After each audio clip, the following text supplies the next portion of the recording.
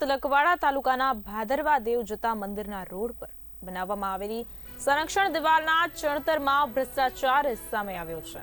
જ્યાં બિલકુલ જણાવી દઉં કે 1 મહિના પહેલા બનાવેલી દિવાલના કાંકરા ખરતા જોવા મળ્યા છે। કોયારી ગામે ભાદરવા દેવ તરફ જતા રસ્તા કોયારી જૂથ ગ્રામ પંચાયત હદમાં કોન્ટ્રાક્ટર દ્વારા બનાવવામાં આવેલી સંરક્ષણ દિવાલમાં ભ્રષ્ટાચાર થયો હોવાનું સામે આવ્યું છે। કોયારી ગામના એક જાગૃત વ્યક્તિ દ્વારા મહિના પહેલા નવી ચણતર કરેલી દિવાલનું નિરીક્ષણ કરતા સંરક્ષણ દિવાલના ચણતરમાં હલકી ગુણવત્તાનું મટીરીયલ વપરાયું હોવાનું બહાર આવ્યું છે। સ્પષ્ટ રીતે દેખાય છે કે દિવાલની ચણતરમાં રેતી કપચીની જગ્યા નકલી નદીની હલકી ગુણવત્તાવાળી કાળી રેતી અને કાળા કાંકરાથી દિવાલ ચણતર કર્યું હોય તેમ દેખાઈ રહ્યું છે।